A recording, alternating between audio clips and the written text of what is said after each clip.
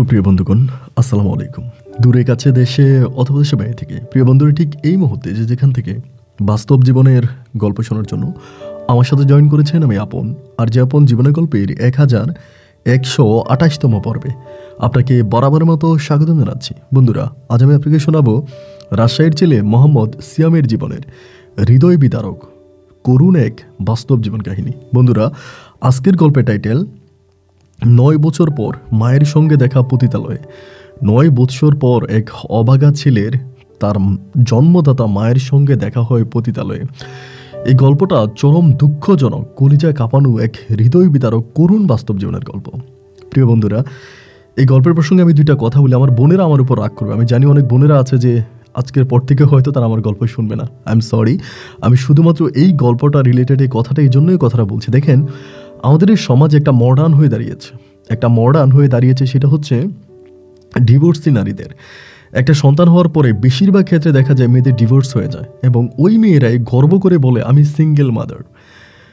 ভাই, আমি একটা অনুষ্ঠানের মধ্যে দেখলাম বাংলাদেশের যে কোনো একজন মডেল, সে খুব গর্ব করে বলতেছে, উপস্থাপিকা তাকে জিজ্ঞেস করে যে আপনি আপনার পরিচয় কি? সে বলে যে তার পরিচয় হচ্ছে সে একজন সিঙ্গেল মাদার।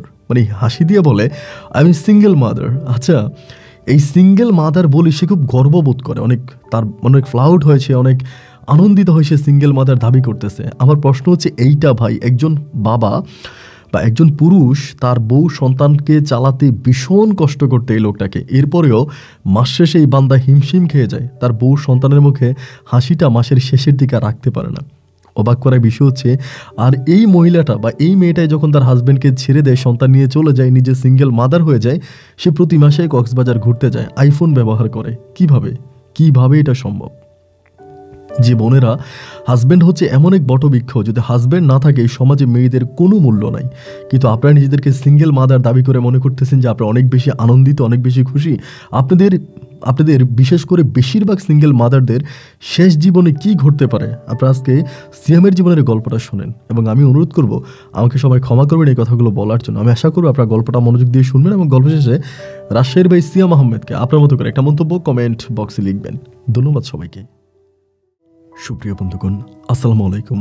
আমার নাম মোহাম্মদ সিয়াম, আমার বাড়ি রাজশাহী। বন্ধুগণ, আমি আমার জীবনের গল্পটা শুরু করার শুরুতে আপনাদেরকে আমার পরিবারের বিষয়ে জানিয়ে রাখি। আমার পরিবারে আমি আছি, আমার মা আছে, রয়েছে আমার বাবা সহ আমার দাদা দাদি।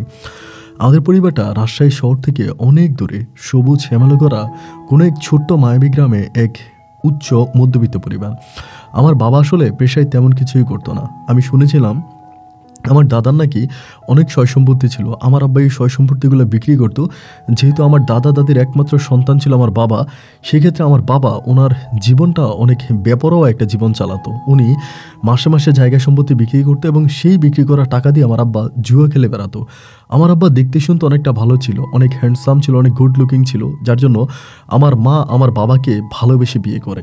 কিন্তু ভালোবেসে বিয়ে করার পরে আমার বাবার ভিতরে কোনো রকমের পরিবর্তন আসতো না। দিন শেষে আমার মা যখন আমার আব্বাকে কাজের কথা বলতো, কাজ করার কথা বলতো, মুহূর্তের মাঝে আমার বাবা রেগে যেত, আমার মায়ের গায়ে হাত তুলতো, মায়ের সাথে দুর্ব্যবহার করতো, খারাপ ব্যবহার করতো। এবং একটা পর্যায়ে যখন আমি দুনিয়াতে আসলাম, দুনিয়াতে আসার পরেও অনেকেই ভেবেছিল যে আমার মায়ের গর্ভে যদি সন্তান হয় তাহলেই হয়তো আমার আব্বার ভিতরে পরিবর্তন আসবে, আব্বা হয়তো ঠিক হবে। আমার মা সন্তান নেওয়ার পরে আমার মা অনেক কম বয়সে আমার বাবাকে বিয়ে করে এবং পালিয়ে আমার আব্বাকে বিয়ে করে। মায়ের বয়স অনেক কম থাকার কারণে ডাক্তাররা বা আমার নানা নানি সবাই আমার আম্মাকে বাচ্চা নিতে মানা করে, যে বাচ্চা নিও না, এই বয়সে বাচ্চা নিলে হয়তো তুমি মারাও যেতে পারো, মারাও পড়তে পারো। কিন্তু আমার মা চিন্তা করলো, মাকে সবাই অনেকেই বললো যে বাচ্চা যদি নেই তাহলে হয়তো আমার আব্বা ভালো হয়ে যাবে। শুধু আব্বাকে ভালোর পথে আনার জন্য আমার মা তখন একটা সন্তান প্রসব করে, আমাকে দুনিয়াতে নিয়ে আসে। কিন্তু এতেও না আমার বাবার কোনো পরিবর্তন হয়নি। আমার বাবা আমার দিকে ফিরেও তাকাতো না, আমাকে একটু আদর করতো না, যত্ন করতো না, আমাকে ভালোবাসতো না। এমন করতে করতে আমার বয়স যখন 5 থেকে 6 বছরের কাছাকাছি, ওই মুহূর্তে আমার আব্বা একটানা অনেকগুলো জমি বিক্রি করে ফেলে।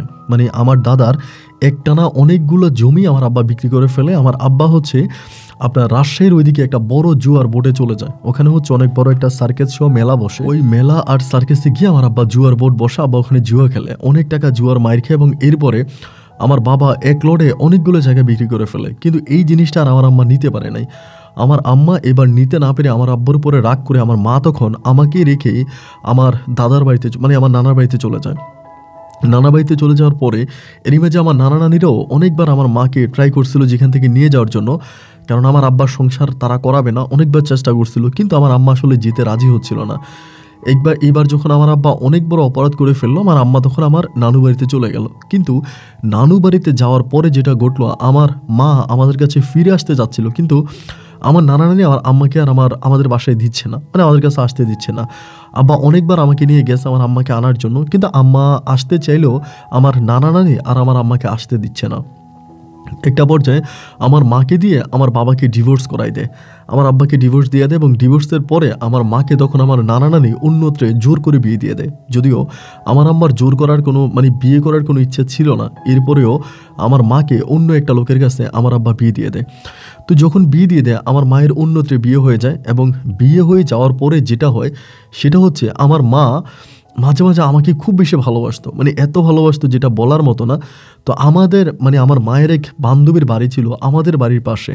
তো ওই বান্ধবীর বাড়িতে আমার মা আসতো এবং এসে ওই বান্ধবীকে পাঠাইতো যে যাও একটু সিয়ামকে নিয়ে আসো, আমি একটু সিয়ামকে দেখবো, সিয়ামের জন্য আমার মন খারাপ লাগতেছে। এই কথা বললে পরে ওই মায়ের বান্ধবী তখন আমাদের বাড়িতে আসতো, এসে আমার আব্বাকে বলতো যে সিয়ামকে একটু দেখার জন্য ওর মা আসছে, একটু নিয়ে যাবেন। আমার আব্বা তখন আমার আম্মার কাছে আমাকে নিয়ে যাইতো, এবং নিয়ে গেলে পরে আমার মা আমাকে আদর করতো। কিন্তু আদর করে যখন আমার আম্মা আমাকে ছেড়ে চলে যাইতো, ওই মুহূর্তে আমার আব্বা আমার আম্মার সামনে আমাকে মারা শুরু করতো। তখন তো আমার আম্মা অন্য কারো সংসার করে, অন্য কারো ঘরে আছে, মানে আমাকে হুড়দুম মারতো, মানে এত পরিমাণের মারতো আমার আম্মার সামনে। আমার আম্মা চিৎকার দিয়ে ধরতে আসলে আমাকে ঘরের ভিতরে ঢুকে যেত, আমার আব্বা ওই ঘরে ঢুকে দরজা লাগিয়ে জানালার সামনে আমার আম্মাকে দেখাইতো যে আমাকে মারতেছে। তো আমার আম্মাকে আমাকে মারতেছে, কিন্তু কেন আমার আব্বা আমাকে মারতো আমি তো ছোট মানুষ ছিলাম, ওই সময় এটা বুঝতাম না। মা যখনই আমার সাথে দেখা করতে আসতো, আমার আব্বা তখনই ঘরের মধ্যে ঢুকে দরজা লাগিয়ে দিয়ে আমাকে মারতো, জানালা দিয়ে আমার আম্মাকে মারিয়ে দৃশ্য দেখাতো। একটা পর্যায়ে আমি বুঝতে পারি নাই তখন, বাট এভাবে যখন আমাকে মারতো, একবার যে আম্মা তখন কান্নাকাটি করতো, আমার আব্বা তখন আমার আম্মাকে ঘরে নিয়ে যাইতো, আর আমাকে তখন ওই আন্টির কাছে দিয়ে যাইতো। আন্টির কাছে দিয়ে ঘরে আমার আব্বা আমার আম্মুর সাথে কী করতো তো আমি জানি না, ছোটো মানুষ ছিলাম, এগুলো আমি দেখতাম। এরকম করতে করতে মাঝে মাঝে বড় হই, অনেকটাই বড় হই। এরই মাঝে আমার আম্মার ঘরে একটা কন্যার সন্তান হয়, এবং কন্যার সন্তান হলে পরে ওই সন্তানটাও নাকি মারা যায় শুধু আমার আব্বার কারণে। আমার আব্বা আমার আম্মার উপরে যৌন অত্যাচার করে ওই সন্তানটাকে মেরে ফেলে। তো আমি যখন মোটামুটি একটু বড় হই, মানে এখনকার সময় আমি তখন বুঝতে পারলাম যে আসলে মূলত আমার মায়ের যেহেতু অন্যত্রে বিয়ে হয়ে যায়, আমার আব্বা আমার মায়ের দেহের প্রতি অনেক লোভ ছিল, যার জন্য আমার আব্বা আমাকে টর্চার করতো, আমাকে মারতো, মেরে আমার মায়ের সাথে শারীরিক সম্পর্ক করার চেষ্টা করতো। মা যদি না করতো তাহলে আমার আম্মার সামনে আমাকে মারতো। তো মা বাধ্য হয়ে তখন আমার আব্বার সাথে এই ধরনের সম্পর্কে লিপ্ত হতো, যদিও এটা হারাম ছিল, কারণ আমার আব্বা আম্মার মাঝে তো ডিভোর্স হয়ে গেছিলো। এরপরে এই এই এই কারণে আমার মায়ের গর্ভে যে একটা মেয়ে সন্তান, ওই মেয়ে সন্তানটাও মারা যায়। তো আমার মা তো আমাকে অনেক ভালোবাসতো, মানে আমাকে মা ভুলতে পারতো না, যার জন্য ওই বান্ধবীর বাসায় যেদিনে আমার মা আমাকে দেখতে আসতো বা আমাকে দেখার জন্য আসতো, ওই দিনে আমার আব্বা আমার আম্মার উপরে জোর খাটাইতো এবং আমাকে মারতো। বাধ্য হয়ে আমার মা তখন আমার আব্বার কাছে শুইতে বাধ্য হয়। এরকম করে সময়গুলো কাটতে কাটতে আমি মোটামুটি অনেকটাই বড় হয়ে যাই, এবং আমার মা আসলে আর কত সহ্য করবে, মায়ের পক্ষে তো এটা সহ্য করে নেওয়া সম্ভব না।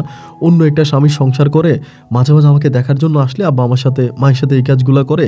এই জন্য মা একদিন করলো কি, রাগ করে আমার আব্বাকে কি জানি করে অজ্ঞান বানায় ফেলে, কিছু খাওয়ায় না কি করে আমি জানি না, আমার আব্বা অজ্ঞান হয়ে যায়, এবং জ্ঞান হারানোর পরে আমার মা তখন আমাকে নিয়ে বাড়ি থেকে চলে যায়। এই বাড়ি থেকে চলে যায় এবং চলে গিয়ে আমার মা তার যে নতুন স্বামীর বাড়ি আছে ওই স্বামীর বাড়িতে আমাকে নিয়ে যায়, স্বামীর বাড়িতে নিয়ে যায়। এবং প্রথম দিকে আমার আব্বা আমাকে আনার জন্য ওখানে যাইতো, আমার আম্মা বলতো যে না আমি তো সিয়ামকে আনি নাই, সিয়াম কোথায় আমি জানি না। এবং আমার আব্বা যখন ওখানে যাইতো, ওখানকার লোকজন এবং ওখানকার যিনি আমার সৎ বাবা ছিলেন তিনি সহ আরও অন্যরা মিলে আমার আব্বাকে মারতো। আমি দূর থেকে এটা দেখতাম, আমার আব্বাকে মারতো, মেরে আমার আব্বাকে তাড়িয়ে দিত। এভাবে একদিন, 2 দিন, 3 দিন করে সময়গুলো কাটতে কাটতে একটা পর্যায়ে আমার আব্বা আর ওই বাড়িতে আর যাচ্ছে না আগের মতো, ওই বাড়িতে যাতায়াত বন্ধ করে দিল, এবং আমি তখন ওই বাড়িতে পরিপূর্ণভাবে পড়ে আছি। এরকম করতে করতে প্রথম দিকে অনেকটা ভালো ছিল। এরপরে আমি যখন আরেকটু বড় হই, আমার মা তখন পুনরায় আবারও বেবি কনসেপ্ট করে, কিন্তু দুঃখের বিষয় হচ্ছে এবারও আমার মায়ের বাচ্চাটা পেটের মধ্যে মারা যায়। এরপরে আমার যেই দাদা দাদি ছিল, মানে ওই পরিবারে আমার যে সৎ দাদা দাদি ছিল তারা বলতেছিল আমি নাকি কুফা, মানে আমার নাকি ভাগ্য খারাপ, আমি কুফা এবং আমার কারণে আমার মায়ের সন্তানগুলো মারা যাচ্ছে। কারণ আমার মায়ের গর্ভে যদি নতুন সন্তান আসে তাহলে আমার মা হয়তো আমার প্রতি ভালোবাসা কমাই দিবে। এই জন্য আমি কুফা, আমি আল্লাহর কাছে দোয়া করি যাতে আমার মায়ের গর্ভে নতুন সন্তান না আসে, এই জন্য আমার মায়ের ওই সন্তানগুলো মারা যায়। মানে এই চিন্তা ভাবনাটা তাদের মাঝে কোত্থেকে যে আসে আল্লাহ তালে ভালো জানে। এবং একটা পর্যায়ে দেখা গেল যে তারা আমাকে মারতে শুরু করে, মানে আমার গায়ে হাত তুলতে শুরু করে, আমার সাথে দুর্ব্যবহার করতে শুরু করে, আমার সাথে খারাপ আচরণ করে। মানে এমন একটা অবস্থা হয়ে গেল ভাই যেটা বলার মতো না। মানে এরকমটা হচ্ছে যে মানে আমার মা আমাকে আমার কাছে আসতে দেয় না, আমার মা আগে আমাকে নিয়ে ঘুমাইতো, এটা আমার মাকে আমার সাথে ঘুমাইতে দেয় না, আমার গায়ে হাত তোলা, আমাকে আমার মা যদি একটু খাওয়াই দেয় আমার মায়ের হাত থেকে খাবারের প্লেট কেড়ে নিয়ে ফেলে দেয়, আমাকে গোসল করাইতে দেয় না। মানে আমি একটা এমন ওই পরিবারে একটা আগাছার মতো হয়ে গেলাম যে আমার মা আমার কাছেই ভিড়তে দেয় না। এবং একটা পর্যায়ে আমার ওই সৎ বাবা আর আমার ওই সৎ দাদা দাদি তারা সবাই মিলে সিদ্ধান্ত নিল যে তারা আমাকে এতিমখানায় দিয়ে দেবে, আমাকে এতিমখানায় দিয়ে দিবে, এটা আমার আম্মাকে বললো। এবং আম্মা কোনোভাবেই এটা রাজি হচ্ছিল না যে আমার ছেলেকে আমি এতিমখানায় দিব না, এতিমখানায় দেওয়ার জন্য আমার রাজি হয় না। এবং রাজি না হওয়ার কারণে একটা পর্যায়ে দেখা গেল যে আমার আব্বা আমার আম্মাকে ডিরেক্টলি বলল যে তুই যদি এই সন্তানকে নিয়ে থাকতে চাস বা এই সন্তান যদি তোর কাছে থাকে তাহলে আমি তোকে তালাক করে দিব, আমি এই সন্তান নিয়ে তোকে রাখবো না। এন্ড আমার আম্মা তখন আমার আব্বাকে অনেক বোঝাচ্ছিল যে ও যদি আর একটু বড় হয় অ্যান্ড আর একটুখানি বড় হলে ওকে আমি কোনো মাদ্রাসায় দিয়ে দিব বা কোনো হোস্টেলে দিয়ে দিব, অ্যান্ড আমাকে আরেকটু সময় দেন, এরকম করে বলে। আমার আব্বা বলে যে ওরে হোস্টেলে দিবি, মাদ্রাসায় দিবি, তার পড়াশোনার খরচ কে চালাবে? আমি তোর পড়াশোনার খরচ চালাইতে পারবো না, আমি তো একটা টাকাও দিব না, আমি কেন দেবো? এটা কি আমার সন্তান নাকি? মানে এরকম করে আমার আম্মার সাথে দুর্ব্যবহার করে, আমার আম্মার সাথে খারাপ ব্যবহার করে।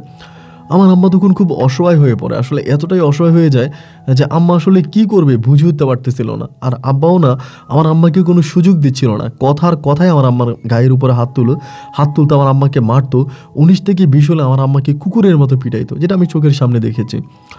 এমন করতে করতে একটা পর্যায়ে তারা সিদ্ধান্ত নিয়ে নিল যে তাও আমাকে একটা এতিমখানায় দিয়ে দিবে। তো এরকম করে আমাকে একটা এতিমখানা প্লাস হচ্ছে মাদ্রাসা এরকম একটা জায়গায় আমাকে তখন আমার বাবা ভর্তি করাই দেয়। তো ওই জীবন সম্বন্ধে আমি কি বলবো ভাই, আমি আপনাকে বলে বোঝাতে পারবো না যে ওইখানে যে আমি কতটা কষ্টে ছিলাম। মানে এত কষ্টে একটা মানুষ থাকতে পারে না, আমি এত পরিমাণের কষ্টে ছিলাম। আমার মা প্রতি সপ্তাহে শুক্রবার আমাকে দেখতে চাইতো এবং আমাকে দেখতে গেলে মা আমাকে নিয়ে খুব কান্না করতো, ওখানে আমাকে জড়াই ধরে অনেক কান্না করতো। এবং এরকম করতে করতে একদিন হঠাৎ করে ভাই, আমার যতটুকু মনে আছে আর কি, আমি ঠিক ততটুকুই বলি, যেটুকু মেমোরিজ আমার মনে আছে ওই ছোটোবেলাতে, একদিন হঠাৎ করে দেখলাম যে আমার আম্মা ব্যাগপত্র নিয়ে আসছে, মানে ব্যাগ ভর্তি কাপড় নিয়ে আসছে, এসে আমাকে বলতেছে যে সিয়াম তোর যত কাপড় চোপড় আছে সব কিছু নিয়ে নে, আমরা এখান থেকে চলে যাব। আমি তখন বললাম যে আমরা কোথায় যাব? আম্মা আমাকে বলে আমি যেখানে যাই সেখানে চলে যাব, কিন্তু আমি তোকে আর এতিমখানায় রাখবো না। এই বলে আমার মা তখন আমাকে নিয়ে চলে যায়। তো আমার আম্মার গন্তব্য কোথায় ওটা কিন্তু আমি জানি না, কিন্তু আমি আম্মুর সাথে যাচ্ছিলাম। এমনভাবে যেতে যেতে আম্মা তখন আমাকে রাজশাহী শহরে নিয়ে যায় এবং রাজশাহী শহরে নিয়ে যাওয়ার পর আমাকে অনেক বড় লোকের একটা বাসার মধ্যে নেয়, মানে বাসাটা তো অনেক বড় লোকের একটা বাসা, ওই বাসার মধ্যে আমি তখন থাকতে শুরু করি। ওই সময় আমার পড়াশোনা বন্ধ হয়ে যায়। আমার আম্মাও আর আমার আব্বার সাথে আমার দাদা দাদি বা আমার নানা নানি কারোর সাথে আর কোনো যোগাযোগ রাখে না। এবং আমার সর্বশেষ যিনি বাবা ছিলেন, সৎ বাবা ছিলেন, ওনাকে ছেড়ে আসার পরে আমার নানা নানি আমার মায়ের উপরে খুব রাগ করে। তারাও আমার মাকে বারবার একটা কথাই বলতেছিল যে সিয়ামকে ওর বাবার কাছে দিয়ে দে, তুই সিয়ামকে ওর বাবার কাছ থেকে নিয়ে আসলি কেন তুই ওকে গোপনে নিয়ে আসলি? আমার আম্মা যখন বলতো যে এই ঘটনা সিয়ামের আব্বা এগুলো করে, তো আমার আম্মাকে তখন বলতো তুই তোকে ছেড়ে দিয়ে চলে আসছিস, এখন এই সন্তানকে মারুক কাটুক বা যেটাই করুক, এতে তো তোর এত দুঃখ পাওয়ার কিছু নাই, ওর বাবার সঙ্গে ও থাকবে, ওর বাবার সঙ্গে ও থাকবে, ওর বাবার চেয়েও তুই বেশি ভালোবাসতে পারবি না। আমার নানা নানি এগুলো আমার মাকে বলতো যে ওকে ওর বাবার কাছে দিয়ে আয়, ওর বাবার কাছে ওকে দিয়ে। তো আমার মা বলতো ওকে ওর বাবার কাছে দিলে ওর বাবাকে মেরে ফেলবে, আমি দিব না। ওই পর্যায়ে আমার মা দিল না, এবং না দেওয়ার কারণে কিন্তু আমার ওই সৎ বাবার সংসারটা আমার মায়ের সাথে ভেঙে গেল এবং আমার নানা নানিও আমার আম্মার সাথে সম্পর্কটা সম্পূর্ণভাবে ব্রেকআপ করে ফেললো, মানে আমার আম্মার সাথে আর কোনো সম্পর্ক রাখলো না। আমার আম্মা তখন রাজশাহী শহরে আসে এবং শহরে আসার পরে অনেক বড় লোকের একটা বাড়িতে আমার আম্মা তখন আয়ার কাজ করতো, মানে আয়া বলতে ওই বাসায় যে কাজের মহিলা বলে না, ওরকম কাজের মহিলার কাজ করতো। আমার যতটুকু মেমোরিজ যে আমি ওই বাচ্চাদের সাথে মাঝে মাঝে, ওই ফ্যামিলিতে অনেক বাচ্চা কাচ্চা ছিল, ওদের সাথে খেলতে গেলে না ওরা আমার মারতো এবং আমার আম্মা আমাকে ধমক দিত যে না ওদের সাথে খেলতে যাইস না, ওরা অনেক বড় লোক। তা আমিও দূর থেকে ওদেরকে দেখতাম। আমাদের যে রুম ছিল আমি জাস্ট ওই রুমের মধ্যেই খেলতাম, রুমের বাইরে যাইতাম না। আমার আম্মা আমাকে রুমের মধ্যেই বন্দি করে রাখতো। রুমের যে জানালা ছিল এই জানালা দিয়ে বাইরে প্রকৃতি দেখতাম এবং আমি রুমের মধ্যেই থাকতাম। আল্লাহ তুমি মাফ করো, আমি শুধু বাস্তবতার জন্য কথাগুলো বলছি, আমার মাকে ছোট করার জন্য না। মানে আমার মায়ের জীবনে যা ঘটেছিল সে বাস্তব ঘটনাগুলো আমি শেয়ার করতেছি। এরকম করে মায়ের ঘরে থাকতে থাকতে আমি একটা সময় দেখতাম যে এই পরিবারের অনেক ছেলেরাই বা অনেক বয়স্ক লোকেরাই রাতের বেলায় মাঝে মাঝে আমাদের রুমে আসতো। আম্মা যে ঘরে থাকতো ওই ঘরে আসতো এবং আসার পরে আমাকে আমার আম্মা তখন নিচে বিছনা করাই দিত। আমি তখন নিচে ঘুমাইতাম। আমার আম্মা তখন ওই খাটের মধ্যে ওই লোকগুলোর সাথে ঘুমাতো এবং আমার আম্মার সাথে তখন তাদের শারীরিক সম্পর্ক হতো। ছোট মানুষ ছিলাম, এই দৃশ্যগুলো আমি নিজের চোখে দেখতাম। আমার তখন খুব খারাপ লাগতো যে আমার আম্মার সাথে আমি ঘুমাইতে পারি না। তখন তো আর এগুলো বুঝি না যে আম্মার সাথে এই ধরনের কাজ হচ্ছে বা আম্মার সাথে ওরা খারাপ সম্পর্ক করে, এটা তো আর বুঝি না। বাট এটা বুঝতাম যে আমাকে আমার আম্মার কাছ থেকে আলাদা করে দিয়েছে, আমি আম্মার সাথে ঘুমাইতে পারি না, আমাকে নিচে ঘুমাইতে হয়, একা ঘুমাইতে হয়। খুব খারাপ লাগতো এবং তারা আসতো আমার আম্মার সাথে এই ধরনের সম্পর্ক করতো এবং এগুলো আমার খুবই কষ্ট হতো। আসলে ওই সময়টা না আমি বুঝাতে পারবো না, আমি ছোট মানুষ ছিলাম, কিন্তু তারপর আমার ভিতরটা ফেটে যেত যে আমার আম্মার সাথে এগুলো করে, আমার আম্মার সাথে এগুলো করবে কেন, আমার আম্মার সাথে আমি ঘুমাইতে পারবো না কেন। আমার আম্মার চিৎকার দিত, আমি দৌড়ে আম্মারে যেয়ে ধরতাম। অনেক মেমোরিজ আছে যেগুলো একেবারে কলিজা ছিঁড়ে যাওয়ার মতো মেমোরিজ। আমাকে মারতো পর্যন্ত এরকম ওনারা। তো এমন করে বেশ অনেকগুলো মাস কেটে গেল। আমার বয়স তখন প্রায় 8 থেকে 9 বছরের কাছাকাছি। তখন আমি মোটামুটি অনেকটাই বড় হয়ে গেছি এবং ওই বড় হয়ে যাওয়ার পরেও আমার সামনে এই ধরনের কাজগুলো করতো। আমার আম্মা তখন একটা সময় করলো কি যে আর সহ্য করতে পারলো না। জি, একটা মানুষের সূর্য এবং ধৈর্যেরও তো একটা সীমা আছে। যখন সূর্যের বাঁধ ভেঙে গেল, আমার আম্মা তখন আমাকে নিয়ে ওই রাজশাহীর আপনার ওই বাসা থেকে তখন পালিয়ে যায়। যে বাসায় থাকতো ওই বাসা থেকে আমার আম্মু তখন পালিয়ে চলে আসে এবং আমার আম্মু ওই বাসা থেকে পালিয়ে নিয়ে আমাকে নিয়ে এবার আম্মা আসন নেয় ঢাকাতে, বাসা ভাড়া ঢাকাতে করে। এবং কীভাবে জানি আমার আম্মা আগেই লিঙ্ক আপ তৈরি করে রাখে ঢাকাতে।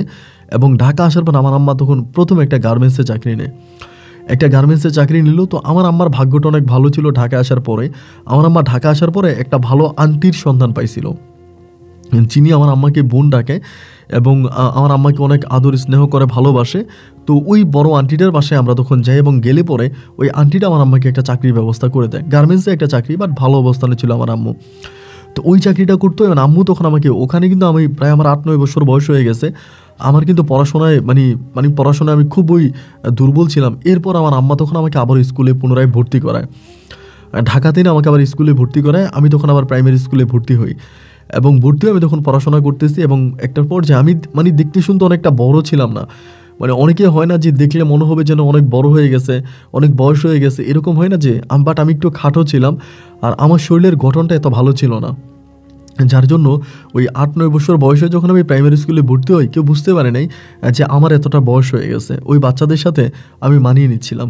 এমন করতে করতে আমি একটা পর্যায়ে প্রাইমারি স্কুলের গণ্ডি পার করি। প্রাইমারি স্কুলের গণ্ডি পার করে আমি তখন হাই স্কুলে পড়াশোনা করি। আমাদের ওই সময়কারগুলো না খুব ভালো ছিল ভাই। আগে যদিও আমরা অনেক কষ্টে ছিলাম, না খেয়েছিলাম, অভাবে ছিলাম, অনটনে ছিলাম, অনেক দুঃখ কষ্টে মাঝে আমাদের দিন কাটছে। বাট ঢাকা আসার পরে না এই সম্পূর্ণ দিনগুলো পাল্টে গেছে। আমার আম্মা চাকরি করতো, মাসে শেষে বেতন পাইতো এবং প্রতি শুক্রবারে মাঝে মাঝে আমার আম্মার ছুটি থাকতো, সবসময় না। তো যেই ছুটির দিনগুলো আমার আম্মা থাকতো, আমার আম্মা ওই ছুটির দিনগুলোতে আমাকে নিয়ে ঘুরতে যাইতো। আমি আম্মার সাথে এখানে ওইখানে বিভিন্ন জায়গায় আমি আমার আম্মুর সাথে ঘুরতাম, ঘুরে বেড়াতাম। আর আম্মু আমাকে অনেক বেশি ভালোবাসতো, আমিও আম্মাকে অনেক ভালোবাসতাম। তো আম্মার সাথে ঘুরতাম ফিরতাম, আমাকে ভালো চিড়িয়াখানায় নিয়ে যাইতো, বোটানিক্যাল গার্ডেনে নিত, এখানে নিত, ওইখানে নিত। আমি আম্মুর সাথে যাইতাম এবং খুব মজা করতাম। আম্মু যে আমাকে নিয়ে যাইতো, আম্মুর সাথে আমার অনেক মজা হইতো। কিন্তু আমার আম্মুর বয়স কম ছিল, তো অনেকেই আমার যে মা সন্তান এটা মনে করতো না। এমন হইতো যে অনেকেই মনে করতো যে উনি আমার বড় বোন, এরকম বয়সে ছিল আমার আম্মা। তো এমন করে চলাফেরা করতে করতে করতে করতে আমি মোটামুটি প্রায় অনেকটাই বড় হয়ে যাই। প্রাইমারি স্কুলের গণ্ডি পার করি হাই স্কুলের গণ্ডি পার করি এবং হাই স্কুল থেকে আমি তখন কলেজে ভর্তি হই। কলেজে ভর্তি হওয়ার পরেই না আমার ভিতরে হঠাৎ করে কেমন জানি একটা পরিবর্তন কাজ করতে শুরু করে। পরিবর্তনটা হচ্ছে এরকম, আমার না মিডিয়াতে কাজ করার জন্য ইচ্ছা জাগে যে আমি মিডিয়াতে কাজ করবো এবং মিডিয়া একজন ব্যক্তিত্ব, মিডিয়া বলতে আপনার যে নাটক, সিনেমা, এগুলা করব। তো আমি তখন বেশিরভাগই হচ্ছে ওই সমস্ত লোকগুলোর সাথে লিঙ্ক আপ তৈরি করতাম যারা মিডিয়াতে কাজ করে, মিডিয়াতে যাদের অনেক ভালো পাওয়ার আছে বা যারা ওইগুলোর সাথে জড়িত, এরকম করে করে করে করে বাট আমি এমন কোনো চান্স পাইতাম না, এমন কোনো সুযোগ পাইতাম না। কারণ আমার এরকম টাকাও ছিল না, আবার ওরকম জনবলও ছিল না, লোকও ছিল না, যার জন্য এরকম সুযোগ পাওয়া আমার হয়ে ওঠে নাই। কিন্তু তারপরেও আমি মিডিয়া পাড়াতে ঘুরে বেড়াতাম যে এরকম কোনো কিছু করা যায় কিনা। এমন করতে করতে আমাদের কলেজেই পড়াশোনা করতো। ওর বাবা একজন নাট্যকার, নাম করা একজন নাটক নির্মাতা। ওর নাম হচ্ছে মাইশা। এই মাইশার সাথে তখন আমার পরিচয় হয়। মানে অনেকেই বলে যে মাইশার বাবা তো নাটক করে, বাংলা সিনেমাতেও কাজ করেছে, সো ওনার সাথে যদি একটা ভালো সম্পর্ক, মানে মাইশার সাথে যদি একটা ভালো সম্পর্ক তৈরি করা যায় অ্যান্ড তাহলে হয়তো আমি মিডিয়াতে চান্স পাবো, এটা অনেকেই বললো। বাট মাইশা কিন্তু দেখতে পাই অতটা সুন্দর ছিল না, শ্যামবরণ ছিল এবং খাটো ছিল। মানে একটা মেয়ের যতটুকু থাকা দরকার মাইশার ভিতরে কিন্তু অতটুকু ছিল না, অনেকটা শ্যামবরণ ছিল। তো এরপরও শুধুমাত্র মিডিয়াতে কাজ নেওয়ার জন্য আমি তখন মাইশার সাথে একটা সম্পর্ক তৈরি করি। তো এই প্রথম আমার কাউকে প্রেমের প্রপোজাল দেওয়া বা কাউকে ভালোবাসার প্রস্তাব পাঠানো এবং চিঠির মাধ্যমে আমি তখন এই মাইশাকে প্রথমে আমার প্রেমের প্রস্তাব পাঠাই এবং ওকে ভালোবাসি আমি এটা বলি। তো বলার পরে তখন মাইশার সাথে মানে মাইশাও আর আমার ওই সম্পর্কটাকে ডিনাই করলো না, মানে অবহেলা করলো না, যেহেতু আমি দেখতে শুনতে মোটামুটি ভালোই ছিলাম কলেজে এবং ছাত্র হিসেবেও খুব বেশি খারাপ ছিলাম না, তখন মাইশা আমার সাথে রিলেশনে জড়িয়ে যায়। তো ওর সাথে আমার তখন সম্পর্কে জড়ায়। ও যেহেতু বড়লোকের মেয়ে ছিল, নিজেদের গাড়ি নিয়ে কলেজে আসতো এবং নিজেদের গাড়ি নিয়ে যাইতো। ওর বাবা একজন নাম করা নাটক নির্মাতা বা নাটক অভিনেতা ছিল, তো নাট্য অভিনেতা ছিল। তো সেই জন্য ওর সাথে যখন আমি রিলেশনটা তৈরি করি আমি কয়েকটা কথা মিথ্যা বলি। মানে মিথ্যা কথা কোনটা কোনটা বলি আমি ওকে প্রথমত বলি আমরা যে বাসায় ভাড়া থাকি ওইটি ছিল আমাদের ভাড়া বাসা। আমি বলি ওই বাসার বাড়িওয়ালার ছেলে আমি, মানে আমাদের বাসার বাড়িওয়ালার ছেলে বলি। এবং অন্যথায় বলি যে আমার মা আগে বিমানবালায় চাকরি করতো, আমার মা আগে বিমানবালা ছিল, এখন হচ্ছে জব ছেড়ে দিয়েছে, আমার আম্মা এখন বাসায় থাকে, আমি একজন বিমানবালার সন্তান এবং আমার আব্বা একজন বাড়িওয়ালা। মানে নিজেকে আমি মাইশার সামনে একটু বড়লোক হিসেবে প্রেজেন্ট করি, কারণ গরিব হলে হয়তো মাইশা আমাকে ভালোবাসবে না বা আমার সাথে কোনো সম্পর্ক করবে না, আমাকে ছেড়ে দিবে বা করতে চাইবে না। এইভাবেই হচ্ছে আমি একটু বড়লোকের ছেলে এসেছি ওর সাথে সম্পর্কটা তৈরি করি। এরকম করে আস্তে আস্তে মাইশার সাথে আমার সম্পর্কটা গড়ে ওঠে। আমরা মাঝে মাঝে বিকেলবেলা ঘুরতে যাই এবং ওর যে গাড়ি ছিল ওর গাড়ি দিয়ে যাইতাম, এদিকে যাইতাম ওইদিকে যাইতাম। এরকম করতে করতে একটা পর্যায়ে মাইশার সাথে যখন আমার সম্পর্কটা প্রায় অনেকটাই গভীর হয়ে যায়, মানে দুজনকে অনেক বেশি ভালোবেসে ফেলি, একজন আরেকজনকে ছাড়া কোনো কিছু বুঝি না। অ্যান্ড ওই সময় কিন্তু আমি মাইশাকে এতটাই ভালোবাসি যে আমি কিন্তু আমার মন থেকে ভালোবেসে ফেলাইছি। যদিও প্রথমে ওর সাথে আমি রিলেশনটা তৈরি করি যে কোনোভাবেই হোক যদি ওর বাবার মাধ্যমে আমি কোনো নাটক সিনেমাতে কাজ পাই এই জন্য, কিন্তু যখন মানে ওর সাথে আমি রিলেশনটা হয়ে গেল, কয়েকটা মাস কেটে গেল, অ্যান্ড তখন কিন্তু আমি ওকে মন থেকে ভালোবাসতে শুরু করছি, মানে গভীরভাবে ভালোবাসতে শুরু করছি।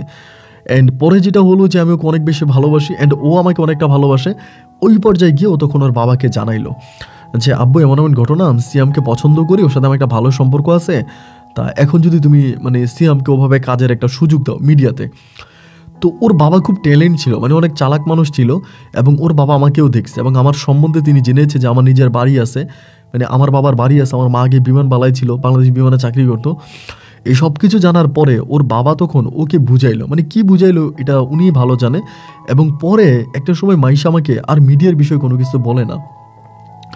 আমি যখনই মাইশাকে বলতাম যে মাইশা আমি নাটকে কাজ করব, আমি সিনেমায় কাজ করব, ও আমাকে এগুলোতে বাধা দিত, মানে বলতো যে না এসব করতে হবে না এবং এসব করা ভালো না। মানে ও আমাকে এরকম করে করে এই জায়গাগুলো থেকে দূরে সরিয়ে নিয়ে আসতো, মানে ওই জায়গাগুলোতে আমার কাজ করতে দিত না। এখন কেন দিত না এটা কিন্তু আমি বুঝতাম না। এই নিয়ে বেশ কয়েকটা দিন কেটে গেল। একদিন আমি ওকে খুব ভালো করে বললাম যে মাইশা আমার অনেক ড্রিম ছিল, অনেক স্বপ্ন ছিল যে আমি বাংলা নাটকে কাজ করব এবং সিনেমাতে কাজ করব। তোমার আব্বা যেহেতু ওরকম একটা ভালো অবস্থানে আছে, উনি চাইলে আমাকে একটা সুযোগ দিতে পারে, তা এই জন্য আমি মানে তোমার কাছে চাইলাম। আর তুমি তোমার আব্বাকে বললা, এখন তোমরা বাপ বেটি মিলে কী সিদ্ধান্ত নিলে আমি জানি না, কিন্তু তুমি আমাকে বলতেছো যে আমি যে তার মিডিয়াতে কাজ না করি এবং মিডিয়ার কাজ যেন আমি ছেড়ে দিই, মানে আমি যাতে মিডিয়াতে কখনোই না যাই এবং তুমি আমাকে যেতে দিচ্ছ না, এর কারণটা কি? আমাকে তখন বলে যে দেখো সিয়াম, আমি তোমাকে একটু ক্লিয়ার করে কয়েকটা কথা বলি, আমার কথাগুলো খুব মনোযোগ দিয়ে শোনো, অ্যান্ড এরপরে তোমার যদি কিছু বলার থাকে তুমি বইলো। আমি বললাম আচ্ছা ঠিক আছে বলো। ও আমাকে বলে ফার্স্ট কথা হচ্ছে যে দেখো তোমার যে মানে তুমি যে মিডিয়াতে কাজ করো, আমার আব্বা মিডিয়াতে দীর্ঘ বছর ধরে কাজ করে, আজকে প্রায় 20 বছরেরও বেশি সময় ধরে আমার আব্বা টিভি নাটকে কাজ করে। তো আমারও আব্বা আমাকে যেটা বললো যে এই মিডিয়াতে কাজ করলে না কোনো ছেলে বা কোনো মেয়ে ভালো থাকতে পারে না। তো মেয়েরা যদি ওখানে কাজ করতে হয় তাহলে তাদের চরিত্র নষ্ট হয়ে যায়, এবং কোনো ছেলে যদি ওখানে কাজ করে একইভাবে ওই ছেলে চাইলেও ভালো থাকতে পারে না। ওখানে ঢুকলে পরে বিভিন্ন মেয়েদের সাথে তোমার সম্পর্ক হয়ে যাবে এবং বিভিন্ন মেয়েদেরকে তুমি ভালোবেসে ফেলাইবা এবং একটা পর্যায়ে তুমি হয়তো আমার সাথে রিলেশন ব্রেকআপ করে দিবা বা আমাকে ছেড়ে দিবা। এটা আমার আব্বা মনে করে এবং এইটা মনে করে আমার আব্বা আমাকে ডিরেক্টলি মানা করছে যে আমি যদি তোমাকে সত্যিই ভালোবেসে থাকি এবং তোমার সাথে ভবিষ্যতে আমার সংসার করার পরিকল্পনা থেকে থাকে, তাহলে আমি যাতে তোমাকে মিডিয়া থেকে দূরে রাখি, আমি তোমাকে মিডিয়াতে কাজ করতে দিব না। মানে ওর এই কথাটা শুনে আমার মনটা তখন খুব ভেঙে গেল। কিরে, ও আমাকে এটা কেন বললো? আমি তো চাচ্ছিলাম যে আমি একটু ওর মাধ্যমে মিডিয়াতে কাজ করব। তা প্রথম দিকে যদিও মিডিয়া লোভে পড়ে আমার সাথে সম্পর্ক করি, বাট শেষের দিকে আমি ওকে আসলেই ভালোবেসে ফেলি। অনেকভাবে তাকে বুঝাইলাম, কিন্তু আমার বুঝানিতে কোনো কাজ হলো না। সে তার সিদ্ধান্তে অটল রইল এবং সে আমাকে বলল যে না, ও আমাকে কোনোভাবেই মিডিয়াতে কাজ করতে দিবেই না। আর আমিও অন্যভাবে চেষ্টা করেও আর মিডিয়াতে ঢুকতে পারলাম না। এমন করে সময়গুলো কাটতে কাটতে আমরা দুজনেই তখন ইন্টারমিডিয়েট পরীক্ষা দিলাম, এবং ইন্টার পরীক্ষা দেওয়ার পরে আমি ইন্টারে মোটামুটি একটা ভালো রেজাল্ট করি, ভালো একটা রেজাল্ট করি। কিন্তু মাইশা এক সাবজেক্টে ক্রস আসে, ওর পড়াশোনা তারা ভালো ছিল না, ও ফেল করে। এবং ফেল করার পরে ওর পরিবার থেকে তখন সিদ্ধান্ত নিল যে ওকে বিয়ে দিবে। এবং যেহেতু তারা পরিবার, মাইশার পরিবার, মাইশার আব্বা আম্মা, তারা সবাই জানতো মাইশার সাথে আমার একটা সম্পর্ক আছে, আমাদের মাঝে একটা গভীর প্রেমের সম্পর্ক। অ্যান্ড তারা তখন ডিরেক্টলি মাইশাকে বললো, একটা কাজ করো, আমরা তোমার বিয়ে দিয়ে দিব, যেহেতু তুমি ইন্টারের রেজাল্ট খারাপ করছো, আর পড়াশোনা করার প্রয়োজন নেই, তুমি এখন সংসার করবা। আর তুমি একটা কাজ করো, তুমি সিয়ামের সাথে কথা বলো, আমরা একদিন সিয়ামের পরিবারে যাব, সিয়ামের আব্বা আম্মার সাথে কথা বলবো, এবং কথাবার্তা বলে আমরা তোমার বিয়ে পাকাপোক্ত করব। এই কথা মাইশাকে বলল। কিন্তু ভাই, সবচেয়ে বড় কথা হচ্ছে এইটা যে আমার মায়ের মূল পরিচয়, আমার মা একজন গার্মেন্টস কর্মী, আমার মা মোটেও কোনো বিমানবালা না। আর আমার বাবার পরিচয় হচ্ছে, আমার বাবা তো নাই, টোটালি না, আমার আব্বা আছে না মরে গেছে এটা আমি জানি না, কিন্তু আমি যে বাড়িতে ভাড়া থাকি সেই বাড়ির বাড়িওয়ালাকে আমি আমার বাবা বানাইছি। এখন আমি মাইশার বাবাকে কোথায় আনবো এবং কোথায় বসাবো? এবং মাইশার বাবাও তো এগুলো দেখলে আমার সাথে মাইশার সম্পর্ক ব্রেকআপ করে দিবে, বা উনি তো রেগে যাবে। তখন আমি খুব বিবেকে পড়ে গেলাম, অনেকটা টেনশনে পড়ে গেলাম যে আমি এখন কি করব। অ্যান্ড আমি তখন ভাই, আমার পড়াশোনা তো ইন্টার পরীক্ষা দিয়েছি, ওখানে একটা গ্যাপ আছে, ওই গ্যাপের মধ্যে আমি তখন প্রচুর টেনশনে পড়ে যাই যে আমি এখন কি করা উচিত, আমি এখন কি করব। আমি ইজ লাইক পাগলের মতো হয়ে যাই।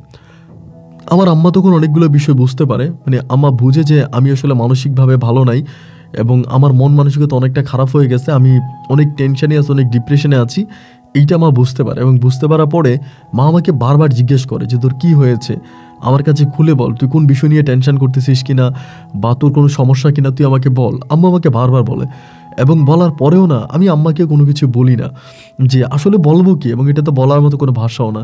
আর এদিক দিয়ে মাইশার ফ্যামিলি, মাইশার আব্বা আম্মা থেকে শুরু করে তারা বারবার মাইশাকে প্রেশার দিতেছে, অ্যান্ড ছেলের পরিবারে আমরা যাব, বা ছেলের পরিবারের মানুষদেরকে আমাদের পরিবারে আসতে বলো, আমরা তোমাকে বিয়ে দিয়ে দিব, এরকম করে বলে। একটা পর্যায়ে মাইশার আব্বা ডিরেক্টলি আমাকে বলে যে কী ব্যাপার সিয়াম, আমি তো তোমাদের পরিবারে যেতে যাচ্ছিলাম এবং তোমার সাথে মাইশার বিয়ের বিষয়ে, বাট তুমি যে বিষয়ে কোনো কিছু বলো না, বা তুমি যে বিষয়ে কোনো কিছু বলতে চাও না, তুমি এটা নিয়ে কথা বলো না কেন।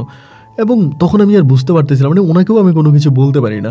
অ্যান্ড এমন করে চলতে চলতে তারাও না আমাকে অনেকটা ডাউট করে ফেলে, সন্দেহ করে ফেলে যে ছেলে হয়তো চিটার বাটপার, বা আমার মেয়েকে ভালোবাসে নাই, আমার মেয়ে যেহেতু দেখতে কালো হয়তো আমার মেয়েকে ভালোবাসে না। এইটা মনে করেই মাইশার বাবা মা তখন মাইশাকে অন্যত্রে বিয়ে দেওয়ার জন্য ছেলে খুঁজতে থাকে। এবং এরকম করতে করতে একটা পর্যায়ে মাইশার বাবা একটা ছেলে ঠিকও করে ফেলে মাইশাকে বিয়ে দেবে। তো মাইশাও কিন্তু আমাকে মন থেকে ভালোবাসে, অন্য কারোর সাথে বিয়ে হলে কিন্তু বাঁচবে না, শুধু আমার উপর রাগ করে হয়তো বিয়েতে রাজি হয়। এবং যখনই আমি জানতে পারলাম যে ওর বিয়ে ঠিক হয়ে গেছে, আমি তখন আর নিতে পারিনি, এবং মেনে নিতে না পেরে একদিন রাতের বেলায় মাইশার বিয়ে ঠিক হয়েছে শোনার পরে একদিন রাতের বেলা আমি আমার রুমের মধ্যে ব্লেড দিয়ে আমার হাত কাটি, এবং ব্লেড দিয়ে হাত কাটি, এবং হাত কাটার পরে সকালবেলা আমি অনেকগুলো ঘুমের বড়ি খাই, অনেকগুলো ঘুমের ট্যাবলেট খাই। এবং ঘুমের ওই ট্যাবলেটগুলো খাওয়ার পরে আমার প্রায় দিনে 2টা থেকে 3টা বাজে আমার ঘুম ভাঙে, এবং ভাঙার পরে আমি দেখতে পাই যে আমি হসপিটালে আছি। আমি আসলে ঘুমেছিলাম বললে ভুল হবে, আমি সেন্সলেস অবস্থায় ছিলাম, এত পরিমাণের ঘুমের ট্যাবলেট খেয়েছিলাম। পরে আমি দেখি হসপিটালে আমার মা আমাকে জড়াই ধরে কান্না করতেছে, এবং আমি যে হাত কেটেছি আমার হাতের মধ্যে ব্যান্ডেজ করা।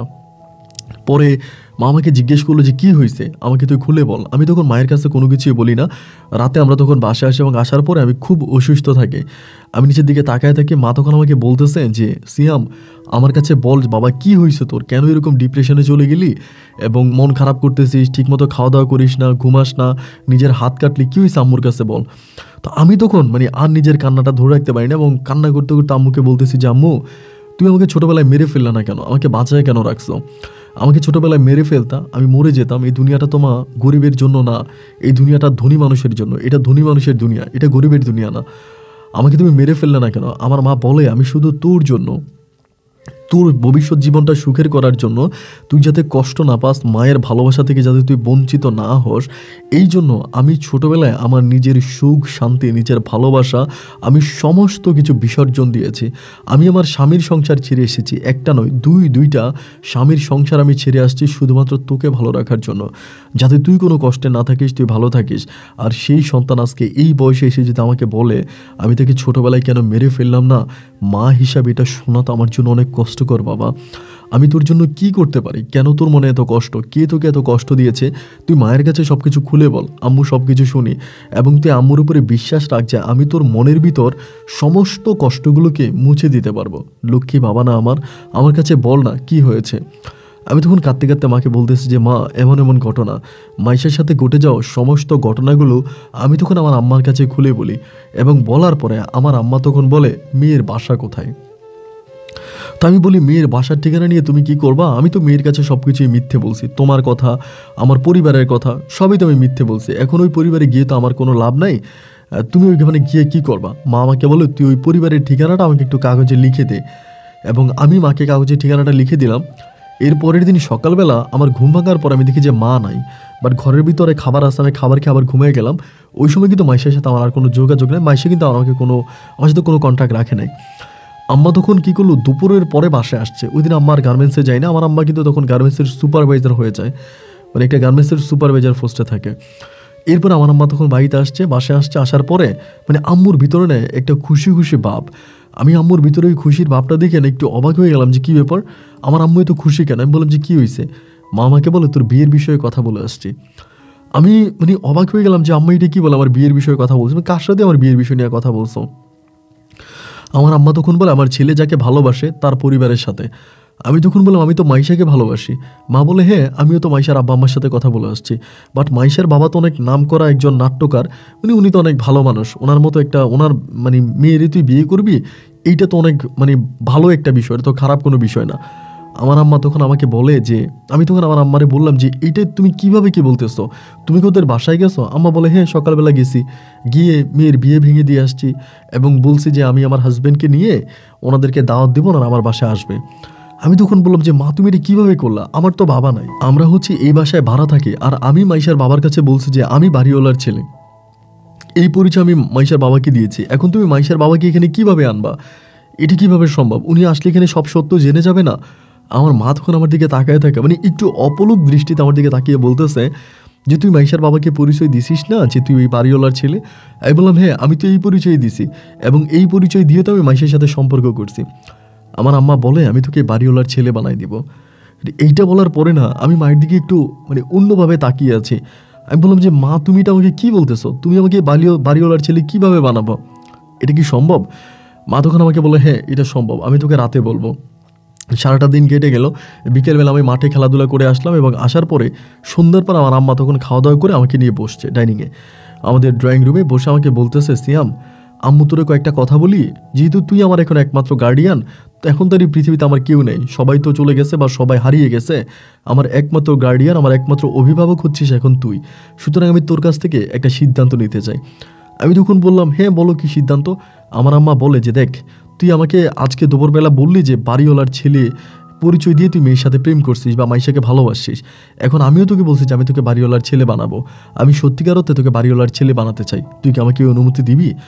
আমি মায়ের কথা না তখনও বুঝতে পারতেছিলাম না। আমি তখন বললাম যে কি বলতে চাও, খোলাসা করে বলো। আমার আম্মা বলে আজ বহু মাস ধরে আমি যে বাসায় ভাড়া থাকি, আমাদের ওই বাসার বাড়িওয়ালা আমাকে পছন্দ করে।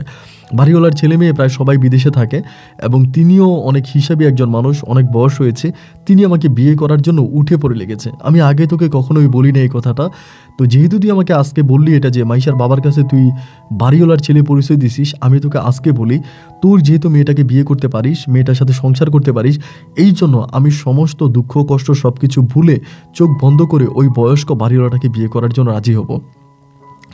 আমি ওই বয়স্ক বাড়িওয়ালাকে বিয়ে করবো, এবং ওই বয়স্ক বাড়িওয়ালাকে যদি আমি বিয়ে করি, তাহলে বাড়িওয়ালার ছেলে পরিচয়ে আমি মাইশাকে আমার ঘরের বউ বানায় আনতে পারবো, বা তুই মাইশাকে বিয়ে করতে পারবি। আমি তখন বললাম এটা তুমি কি কথা বলতেছো, বাড়িওয়ালা তোমাকে বিয়ে করবে, এটা আমাকে আগে বলো নাই কেন? আমার আম্মা তখন আমাকে বলে আগে তো বলি নাই ঠিক আছে, বাট এখন তো তোরা আমি জানাইলাম, তো আমি বললাম, এখন তুমি যদি বাড়িওয়ালাকে বিয়ে করো, বা তুমি তো মাত্র বাড়িওয়ালাকে বিয়ে করলা এবং আমি বাড়িওয়ালার ছেলে, এটা কিভাবে প্রমাণ হবে বা বাড়িওয়ালা কিভাবে বলবে? আমার আম্মা বলে, তুই যদি আমার বিয়েতে রাজি থাকিস বাকি সব ব্যবস্থা আমি করব।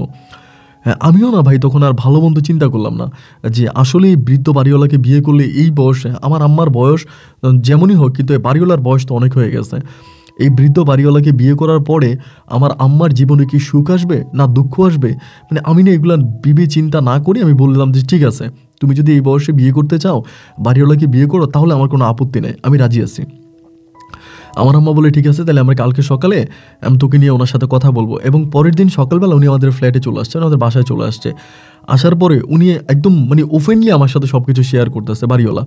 আমার আম্মা আগে ওনাকে সব কিছু জানাইয়া দেয় এবং আমি তখন ওই প্রস্তাবে রাজি হই। সেদিন দুপুরবেলা শুধু আমি, আমার মা আর বাড়িওয়ালা, এই তিনজনের প্রেক্ষিতে আমার আম্মার সাথে কিন্তু কোনো কাবিন হয় না, এটা আমি বলতে ভুলে গেছিলাম। উনি কিন্তু আমার আম্মাকে শর্ত দেয় যে আমি তোমার ভরণ পোষণ দিব, আমি তোমাকে রাখবো, তুমি আমার ঘরে থাকবা, বাট আমি কোনো কাবিন করব না, আমি শুধুমাত্র হুজুর ডেকে তোমাকে কলমা পড়ে বিয়ে করব, কোনো কাবিন করব না। এবং আমার আম্মাও তখন ওই আমার মুখের দিকে তাকিয়ে মানে কাবিনের সত্যটা আমার আম্মা তখন মেনে নেয় যে ঠিক আছে কাবিন করতে হবে না। এবং ওই ভদ্রলোক আমার আম্মাকে এটাও বলে যে ওই নাট্যকারের মেয়েকে তোমার ছেলেকে বিয়ে করানোর জন্য যা করা দরকার, যেটা করা দরকার, যত লক্ষ টাকা ভাঙা দরকার আমি সব কিছু ভাঙবো। এবং আমি এই সিয়ামকে আমার নিজের ছেলে বানিয়েই আমি ওই বাড়িওয়ালার মেয়েকে বিয়ে করে আনবো, তুমি এটা নিয়ে কোনো চিন্তা করো না, কাগজপত্র ডকুমেন্ট যা যা করা দরকার আমি সব কিছু করবো। একটা পর্যায়ে তিনি আমার ডকুমেন্ট মানে ফেক ডকুমেন্ট তিনি তৈরি করে, এবং ফেক ডকুমেন্টগুলো তৈরি করে একটা পর্যায়ে মাইশার বাবার কাছে আমার মা এবং আমার বাবা দুজনেই যায়, এবং গিয়ে মাইশার বাবার সাথে কথাবার্তা বলে চরম প্রতারণামূলকভাবে মাইশাকে বউ সাজিয়ে আমার ঘরে নিয়ে আসি। মাইশাকে বিয়ে করে আমাদের বাসায় আনি এবং সেই বিয়েটাতে প্রচুর পরিমাণের আনন্দ ফুর্তি হয়। অনেক বড় বড় সেলিব্রিটিরা আমাদের বিয়েতে আসে, আমরা অনেক আনন্দ করি, ফুর্তি করি, খুব মজা মাস্তি করে মাইশার সাথে আমার বিবাহ বন্ধনে আমরা তখন আবদ্ধ হই। এরপরে মাইশা আমার বাসায় থাকতে শুরু করে, আমরা এদিকে সেদিকে যাই, কিন্তু মাইশার ভিতরে না একটা চঞ্চল একটা ভাব ছিল, মানে ও কখনো স্থির থাকতে পারতো না এবং প্রচুর পরিমাণে দুষ্টমি করতো, আর বেশিরভাগই বাসার বাইরে চলে যেত। এবং ওর প্রচুর পরিমাণে ছেলে বন্ধু ছিল। যদিও আগে থেকে আমি বিষয়গুলো জানতাম, কিন্তু জানার পরেও আমি মনে করছিলাম হয়তো বিয়ের পরে ঠিক হয়ে যাবে, বা বিয়ের পরে হয়তো ওর এই সমস্যাটা থাকবে না, ও হয়তো স্থির জায়গায় আসবে। কিন্তু দেখলাম যে না, আসলে বিয়ের পরেও না ও আর স্থির হতে পারে নাই। এবং বিয়ের পরেও সে একইভাবে ওর ছেলে বন্ধুদের সাথে উঠে বসতো, ছেলে বন্ধুদেরকে নিয়ে এখানে যাইতো ওইখানে যাইতো, মানে অলওয়েজ যে ছেলে বন্ধুদেরকে নিয়ে তার আড্ডাবাজি চলতেই থাকতো। যে বিষয়গুলো আসলে আমার কাছে ভালো লাগতো না। আমি শত চেষ্টা করেও না মাইশাকে ওই পথটা থেকে ফিরে আনতে পারি নাই। মাইশা দিন শেষে ওই খারাপ জায়গার মধ্যে যাবেই যাবে, বা এগুলো ও করবেই করবে। দুজনের মাঝে কেমন যেন এই বিষয়টা নিয়ে আস্তে আস্তে করে কথা কাটাকাটি হচ্ছিল, এবং কথা কাটাকাটি হয়, মাইশা আমাকে সহ্য করতে পারে না, আমিও ওকে সহ্য করতে পারি না। অ্যান্ড এমন করে সময়গুলো কাটতে কাটতে একটা সময় মাইশার ঘরে আমার একটা কন্যার সন্তান হয়। মাইশা বেবি কনসেপ্ট করে একটা মেয়ে হয়, এবং মেয়েটা হওয়ার পরে এই মেয়েটা একটু প্রতিবন্ধী হয়। মানে প্রতিবন্ধী বলতে কি, মেয়েটা চোখে দেখে না, মানে চোখে দেখে না, খুব ক্লিয়ার দেখে না, মানে এরকম। আর একটা হাতের থেকে আর একটা হাত অনেক ছোট হয়, এবং বিভিন্ন সাইডে আমার এই মেয়েটার প্রবলেম থাকে। এই মেয়েটা হওয়ার পরেই না মাইশা আরও বেশি ক্ষেপে যায়। মানে মাইশা বলে আমি নাকি খারাপ, আমি খারাপ হওয়ার কারণেই আমি আমার অতীতে অনেক খারাপ কাজ করছি, এটা করছি ওইটা করছি, এইটা আমার পাপের ফসল, আল্লাহ আমাকে দিয়েছে। আর আমি মাইশাকে বলি যে না, আমি কোনো খারাপ কাজ করি নাই, জীবনে যদি কোনো কিছু খারাপ করেই থাকো এটা তুমি করছো, তুমি তো আমাকে বললা মিডিয়াতে গেলে কোনো লোক ভালো থাকতে পারে না, মিডিয়াতে গেলে তার চরিত্র ঠিক থাকে না, মিডিয়াতে গেলে একটা মানুষ অসংখ্য পাপ করে। তো আমার কাছে মনে হলো যে তোমার আব্বা মিডিয়াতে কাজ করতো এবং তিনি তার জীবনে অনেক খারাপ কাজ করেছে, এবং সেই খারাপ কাজের পরিপ্রেক্ষিতে আমার কাছে মনে হলো যে আমি তোমাকে পাইছি, বা তুমি আমাকে বিয়ে করছো, বা আমাদের ওই পাপের ফসল অনুযায়ী আমার এই সন্তানটা দুনিয়াতে আসে। এই নিয়ে দুজনের মাঝে প্রচণ্ড রকমের ঝগড়াঝাটিনের একটা পর্যায়ে মাইশা তখন কি করে চলে যায়, মানে আমাকে ছেড়ে চলে যায় ওর পরিবারের কাছে, ওর আব্বা আম্মার কাছে। এবং আমাদের বিয়ের কাবিন হয় 10 লক্ষ টাকা। 10 লক্ষ টাকা কাবিন আমি মাইশাকে বিয়ে করি।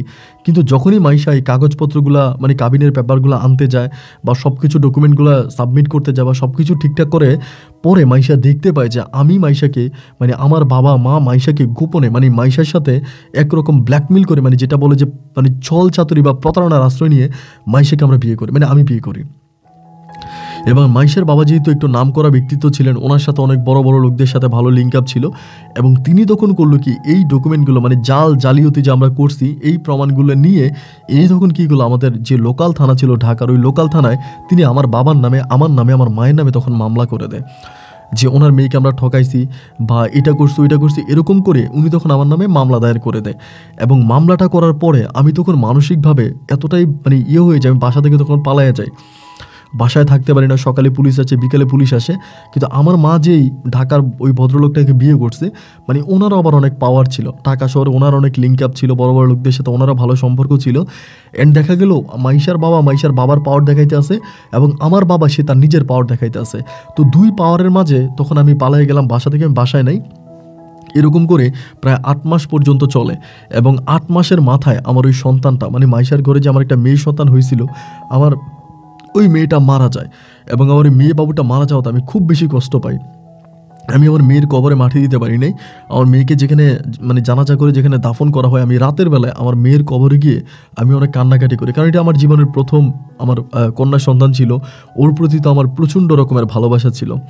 আমার মেয়েটাকে আমি এত পরিমাণের ভালোবাসতাম। যাই হোক, আমার মেয়েটা যখন মারা গেল এবং মেয়েটা মারা যাবার পরে আমি অনেক কান্নাকাটি করতেছিলাম, তখন আমি বাসায় বসে আছি, মানে আমি আর ভালোভাবে থাকতে পারতেছি না। আর এরইভাবে মাইশার বাবা যে মামলাগুলো দিল, ওই মামলায় লড়াচড়া করতে গিয়ে বা মামলায় লড়তে গিয়ে আমার যে বাবা ছিল তিনি অনেকগুলো টাকা নষ্ট করে ফেলে। যিনি আমার বাড়িওয়ালা, যিনি আমার আম্মাকে বিয়ে করছে, তিনি অনেকগুলো টাকা নষ্ট করে ফেলে। এবং অনেকগুলো টাকা তার নষ্ট হওয়ার কারণে তিনি একটু কৃপণ প্রকৃতির লোক ছিলেন। মানে ওনার ভিতরে একটা কৃপণতা ভাব ছিল। থাকে না যেরকম কিছু লোক আছে 1 টাকারে 100 বার গনে, এই টাইপের একটা লোক। তো উনি তখন আমার আম্মাকে প্রতিনিয়ত মানে গালাগালি করতো যে তোর ওই অবৈধ সন্তানের কারণে আমার এতগুলো টাকা চলে গেল, তুই এইটা করলি ওইটা করলি, মানে আমার আম্মার উপরে টর্চার শুরু করতো মানসিকভাবে। আর এরই মাঝে ধরেন এই ঘটনার পরপরই মাইশার অন্য কোথাও বিয়ে হয়ে যায়। তো মাইশার যখন অন্য কোথাও বিয়ে হয়ে যায়, আমি তখন একটু পাগলের মতো হয়ে যাই। আমি কিন্তু মাইশাকে মন থেকে ভালোবাসতাম। ও কালো হোক বা যাই হোক, ওর প্রতি কিন্তু আমার প্রচুর ইমোশন, ভালোবাসা কাজ করতো। ওর যখন অন্য কোথাও বিয়ে হয়ে যায় ভাই, আমি তখন প্রচণ্ড রকমের নেশায় ডুবে পড়ি। মানে আমি তখন প্রচণ্ড নেশা করি। আমার আম্মা তখন ওনার সংসার করে, আমার আম্মার গার্মেন্টসে চাকরি করে না, এবং ওনার কাছ থেকে মাঝে মাঝে টাকা এনে আমার আম্মা আমাকে দিত। আর ওই টাকা দিয়ে আমি তখন সম্পূর্ণভাবে নেশাতে জড়ে পড়ি। মানে রাতের বেলায় বাসার মধ্যে নেশা করতাম, নেশায় থাকতাম এবং নেশায় আমি ডুবে থাকতাম, মানে নেশার মাঝে আমি সম্পূর্ণ থাকতাম। এরকম করে সময়গুলো কাটতে কাটতে একটা পর্যায়ে আমার আম্মা তখন আমাকে নিয়ে প্রচণ্ড টেনশনে পড়ে গেল। একে তো আমি ইন্টারের পরে অনার্সে ভর্তি হইলাম না, বিশ্ববিদ্যালয়ে পড়াশোনা করলাম না, তার উপরে আবার নেশা করে নিজের জীবনটাকে শেষ করে দিচ্ছি। আম্মা ভাবতেছে আমি নেশা করতে করতে মরে যাব। এই সময় আম্মা তখন কী করলো, শেষ বয়সে আমার আম্মার কাছে তেমন টাকা ছিল না। আমার আম্মা তখন লাস্টবারের মতো ওই আমার যাকে বিয়ে করছে আমার আম্মা ওই লোকটারে বলল যে আমাকে যাতে বিদেশ পাঠিয়ে দেয়, বিদেশ পাঠানোর একটা ব্যবস্থা করে। এবং সেই লোকটা আমার আম্মাকে বললো যে ঠিক আছে আমি বিদেশ পাঠাতে পারি, তবে আমার একটা শর্ত আছে, তোর ছেলে যদি আমার টাকা না দেয়, মানে তোর ছেলে বিদেশে গিয়ে যাবে এবং তোর ছেলে তো নেশা করে এবং ছেলে তো ভালো না, বদমাশ প্রকৃতির, খারাপ প্রকৃতির ছেলে, এখনও বিদেশ গিয়ে যে টাকা ইনকাম করে আমাকে দিবে এর তো কোনো নিশ্চয়তা নাই, এটা আমি বিশ্বাস করি না। এবং আমি টাকা দিব এই শর্তে যে তোর ছেলে বিদেশ গিয়ে যদি টাকা না দেয় তাহলে তুই আমার টাকা ম্যানেজ করে দিবি। অ্যান্ড ওই বুইরা তখন আর আমার মায়ের প্রতি ভালোবাসা ছিল না, ওই যে একটা মোহ ছিল, আমার মাকে ভোগ করার যে একটা মোহ ছিল, ওই ভোগ করে ফেলছে। এরপরে আর আমার মায়ের প্রতি তার ওই আগের ফিলটা নাই, অনুভূতিটা নেই। এবং এই জন্য ও আমার মায়ের উপরে বিভিন্নভাবে অত্যাচার করতো, মানসিকভাবে, শারীরিকভাবে, সর্বদিক থেকে আমার মাকে সে টর্চার করে যাইতো। আর আমার মাও এই জিনিসগুলো সহ্য করতো, কারণ আমার মায়ের তো কোনো পথ খোলা ছিল না যে অন্য কোনো পথে যাবে বা অন্য কোনো কিছু করবে। আমার মার তো এই দুনিয়াতে আপন বলতে কেউ নাই। আমার নানা নানি তারা অনেক আগেই মরে গেছে। আর আমার মামারাও আমার মায়ের কোনো খবর নেয় না, আমার মামারাও আমার মায়ের কথা শুনতেই পারে না। এরকম একটা নাজেহাল, এরকম একটা দুঃখজনক অবস্থার মধ্যে আমার আম্মা তখন সময় পাস করতেছিল। অ্যান্ড আমিও তখন আল্লাহ আল্লাহ করতেছিলাম, মানে আমিও তখন ওই নেশার জগতেই ডুবে থাকি। অ্যান্ড একটা পর্যায়ে আমার আম্মা তখন আমার ওই বাবারে বললো যে ঠিক আছে আমি আপনার কথা মেনে নিলাম, আমার ছেলে যদি ঋণ পরিশোধ করতে না পারে আমি যেভাবেই পারি আমি আপনার ঋণ পরিশোধ করে দিব, আপনি আমার ছেলেকে আপাতত বিদেশে পাঠানোর একটু ব্যবস্থা করে দেন। এরপরে তিনি কী করলো, আমাকে সৌদি আরবে পাঠাবে। অ্যান্ড সৌদি আরবের জন্য আমার আম্মা তখন ভিসা খুঁজতেছে, উনিও খোঁজে। এরকম করে করে সেই আমলে আপনার প্রায় 7 লাখ টাকা খরচ করে একটা ফ্রি ভিসা বের করে। তো ভিসার দাম কিন্তু এত টাকা ছিল না। এরপরেও উনি যেহেতু ট্রাভেল এজেন্সি থেকে ভিসাটা নেয়, বিভিন্ন দালালের মাধ্যমে ভিসাটা হয়, এই জন্য 7 লক্ষ টাকা ভিসার দাম হয়। অ্যান্ড তখন একটা ফ্রি ভিসা আমাকে সৌদি আরব পাঠানো হয়। যদি আমার সৌদি আরবে যাওয়ার ইচ্ছা ছিল না, আমি যেতে চাচ্ছিলাম না, কারণ আমি নেশা করে আমার বাকি জীবনটা কাটাতে চাচ্ছিলাম। কিন্তু আমার আম্মা আমার হাতে পায়ে ধরে কান্নাকাটি করে আমাকে খুব বুঝিয়ে শুনিয়ে একটা পর্যায়ে আম্মা তখন আমাকে সৌদি আরবে পাঠাইলো। এবং সৌদি আরবে পাঠানোর পরে আমি তখন সৌদি আরবে চলে গেলাম। এবং সৌদি আরবে যাওয়ার পরে যেটা ঘটলো সেটা হচ্ছে আমি ওখানে গিয়ে কোনো কাজ করতাম না।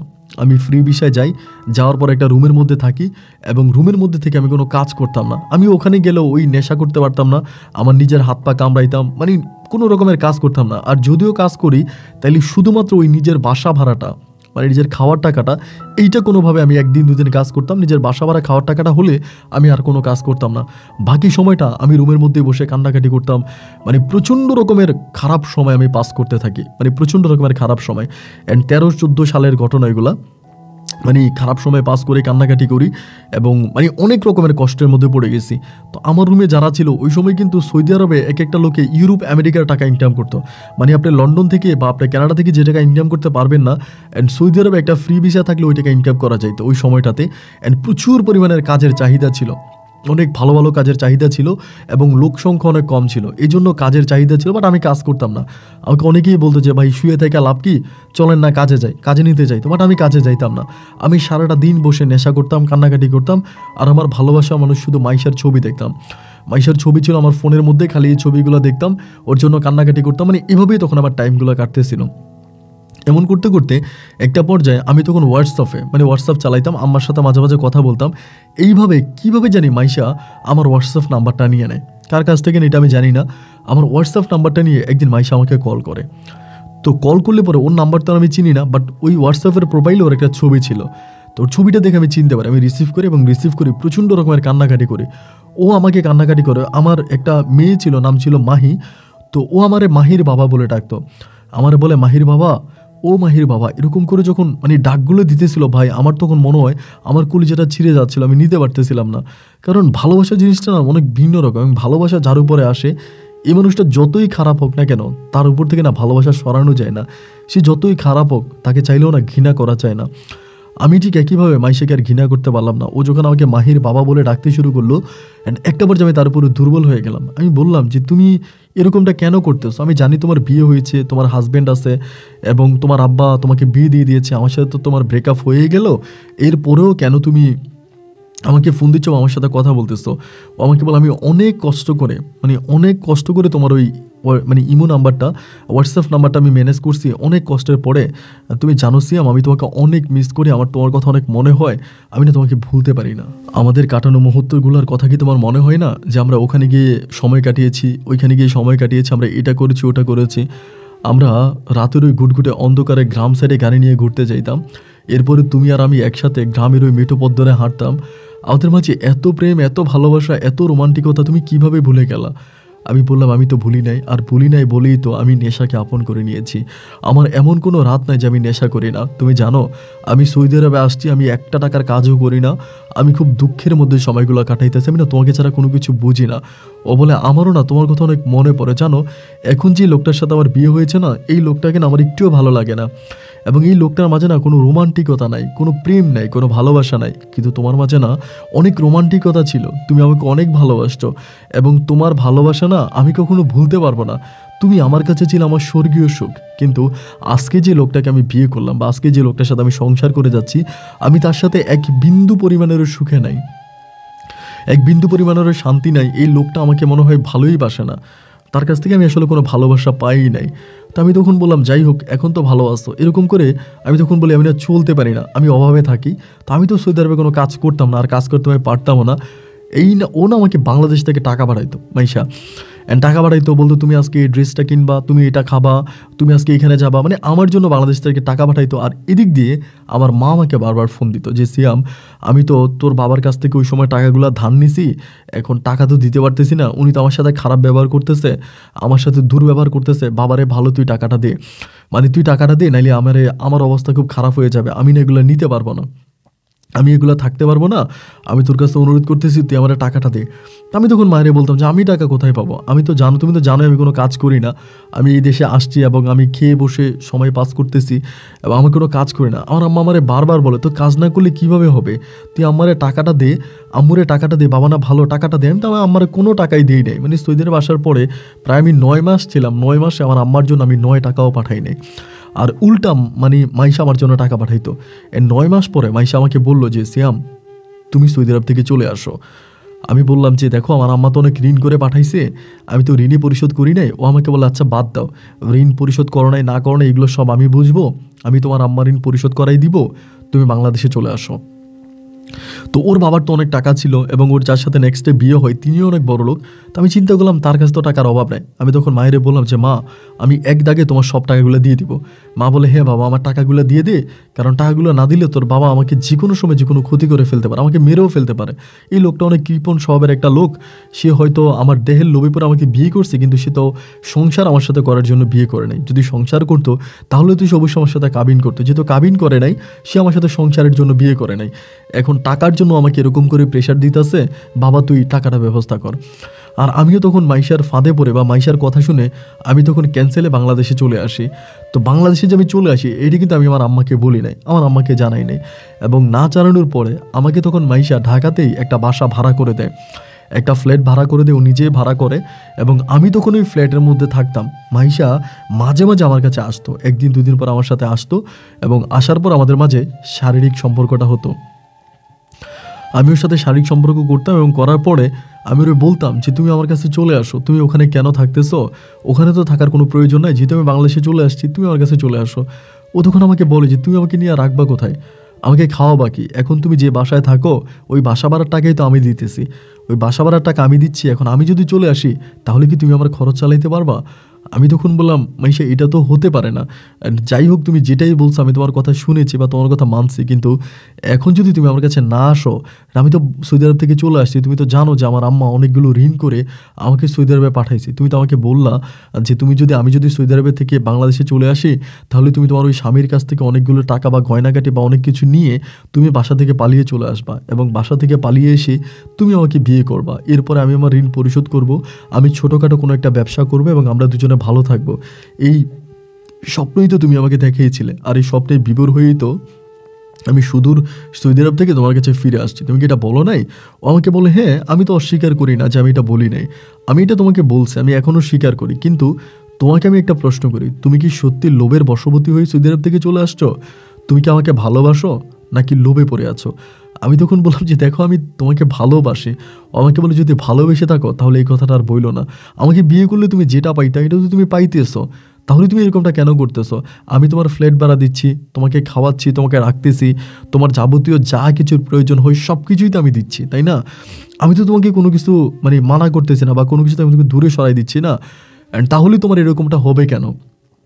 তুমি এরকমটা কেন করবা? তুমি তো এখন ভালোই আছো, আমি তোমার সব বহন করতেছি, তাইলে আর তোমার খারাপটা কোথায়? আমি বললাম না মাইশা, এইটা না, আসলে বিষয়টা হচ্ছে আমার আম্মার ঋণটা। ও আমাকে বলে তোমার আম্মার ঋণ তোমার আম্মা পরিশোধ করবে, এটা নিয়ে তুমি টেনশন করো না। এরকম করতে করতে প্রায় আপনার অনেকগুলো বৎসর, প্রায় 1 বৎসরের মতো প্রায় কেটে যায় বাংলাদেশে। অ্যান্ড আম্মুর জন্য যখন আমি টাকা পাঠাই না, তো আমার আম্মু তো আমাকে ওইখানে পাঠাইছে, ওখানে অনেক লোকের সাথে তো আমার আম্মুর মোটামুটি জানাশোনা ছিল। আমার আম্মু তখন ওখানে কথাবার্তা বলছে এবং বলে আম্মু জানতে পারছে যে আমি সৌদি আরব থেকে চলে আসছে বাংলাদেশ এবং 1 বছর আগে। এই কথাটা শুধু আমার আম্মা জানে নাই, যিনি আমার আম্মাকে বিয়ে করছে আমার ওই বাবা, আমার ওই সৎ বাবাও তখন বিষয়টা জানতে পারছে যে আমি সৌদি আরব থেকে চলে আসছি এবং আমি 1 বছর ধরে বাংলাদেশে আছি। এইটা জানার পরে আমার আম্মা তখন চিৎকার করে কান্নাকাটি শুরু করলো এবং আমাকে এই প্রথম মানে আমার আম্মার সাথে আমার থাকার পর থেকে, আমার বয়স হওয়ার পর থেকে, আমার বুঝ হওয়ার পর থেকে কোনো দিনও আমার মা আমার সাথে এরকম দুর্ব্যবহার করে নাই, এরকম খারাপ ব্যবহার করে নাই। বাট সেদিন মা আমার সাথে যে পরিমাণের খারাপ ব্যবহার করলো, অকথ্য ভাষা আমাকে গালাগালি করলো, ওনার মুখ থেকে যা আসছে বা যেটাই আসছে উনি আমাকে সেইভাবে গালাগালি করলো এবং গালাগালি করে মা তখন মোবাইল ফোনটা বন্ধ করে দিল। এবং আমিও মায়ের নাম্বারে ট্রাই করে দেখলাম যে মায়ের মোবাইলটা বন্ধ। এবার আমিও আর আমার মাকে কখনো ট্রাই করি নাই, মায়ের সাথে কোনো যোগাযোগ করি নাই। আমিও একটা সময় আমার ওই সিম নাম্বারটা চেঞ্জ করে ফেলি। এবার আমার আর মায়ের সাথে কোনো যোগাযোগ নেই, আমি এখানেই পড়ে আছি। এরপরে এরই মাঝে 1 বছর গেল এবং পরের বছরও গেল, মানে 2টা বছর কেটে গেল এবং এর পরের বছরেও আমি কোনো আলোর প্রদীপ দেখতেছি না। একইভাবে ওই মাইশা আমাকে রাখতেছে, আমার বাসায় বাজার সাজার করে দিতেছে, আমি রান্নাবান্না করতেছি, আমি খাইতেছি, ও ফ্ল্যাট ভাড়া দিচ্ছে। ও মাঝে মাঝে আমার কাছে আসে, 1 দিন 2 দিন পরে আমার সাথে শারীরিক সম্পর্ক করে এবং সম্পর্ক করেও চলে যায়। এইটুকুর মধ্যে পড়ে আছি। এমন করতে করতে ভাই 2টা বছর কেটে যাওয়ার পরে 2 থেকে 3 বছর কাটে, হ্যাঁ 3 বছর কাটে। এবং 3 বছর কাটার পরে যেটা একদিন হলো সেটা হচ্ছে হঠাৎ করে মাইশা এবং মাইশাকে আর আমাকে মাইশার হাজব্যান্ড ওই ফ্ল্যাটের মধ্যে ধরে। যদিও এর আগে উনি অনেক সন্দেহ করতো, মাইশা আমাকে বলতো যে আমার হাজব্যান্ড তো আমাকে অনেক ডাউট করে, অনেক সন্দেহ করে এবং এটা ওইটা করে, তো আমার হাজব্যান্ড কিন্তু ভালো না, আমি এখানে আসাটা অনেক রিস্ক হয়ে যাচ্ছে, এটাও আমাকে বলতো। তা আমি ওরা বলতাম যে তুমি তোমার হাজব্যান্ডকে ছেড়ে চলে আসো, আমার সাথে তুমি থাকবা। ও আমাকে বলে তুমি আমাকে রাখবা কেমন করে? আমি বললাম, এই শহরে অনেক মানুষ আছে যারা গার্মেন্টসে চাকরি করে তাদের বউকে মানে রাখতে পারে। ও আমাকে বলে, তুমি কিভাবে চিন্তা করলে যে আমি একটা গার্মেন্টস কর্মীর বউ হব?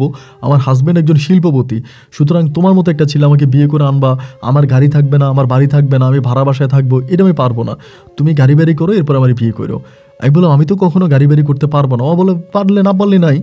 এবং ও আমাকে একদিন এরকম একটা কথা বলে ভাই, যেটা মানে আমার খুবই শুনতে খারাপ লাগে, যেটা মানে আমার মনে হয় যে এরকম কথা আমি কারো মুখে শুনি না। একদিন আমাকে বলে যে, ধরো তোমার একটা দামি গাড়ি আছে বা আমার একটা দামি গাড়ি আছে, এখন আমার ওই দামি গাড়িটা আমি তোমাকে চালাইতে দিছি, গাড়িটা আমি তোমাকে চালাইতে দিছি, তুমি গাড়িটার জাস্ট একজন চালক শখ করে চালাইতে আসো, একদিন দুই দিন শখ করে চালাবা, কিন্তু তুমি গাড়ির মালিক হওয়ার চেষ্টা করো না।